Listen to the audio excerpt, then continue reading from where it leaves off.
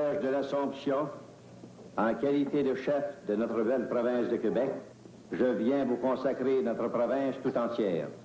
Protégez en particulier votre peuple qui vous a toujours servi, qui n'oublie jamais ce peuple privilégié, que vous l'avez fait naître d'abord pour servir vos intérêts et qu'il n'a qu'une chance de survivre comme peuple, c'est de vivre en défenseur et en apôtre de l'Évangile du Christ. Que la croix et les fleurs de lys de son drapeau lui prêchent sans cesse la fidélité à ses traditions religieuses et nationales. À cette heure tragique de l'histoire humaine, veillez plus que jamais sur votre peuple au mari. Rendez-les vigilants dans la lutte qui n'a jamais de cesse pour lui.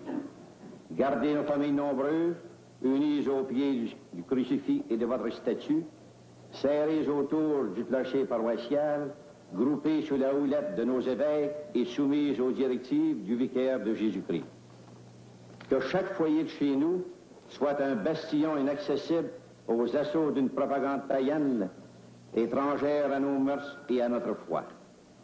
Ô Vierge du Cap, reine de notre pays, devant qui nous prononçons cette consécration, nous avons confiance que votre cœur maternel abritera notre faiblesse et nous inspirera une fidélité inviolable aux enseignements du Christ et de son Église.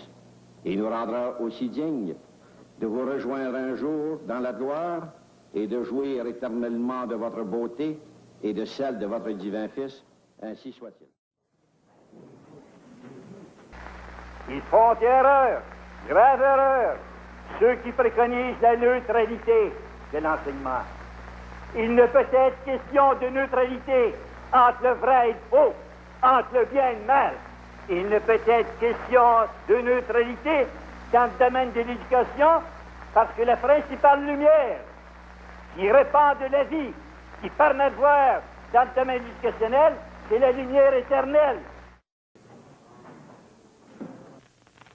Aux cultivateurs, aux ouvriers, aux industriels, aux commerçants, à toute la population de la province, et tout spécialement à mes fidèles, loyaux amis et lecteurs des Trois-Rivières, je souhaite, suivant la vieille et toujours admirable formule, une bonne et heureuse année et le paradis à la fin de leur jour.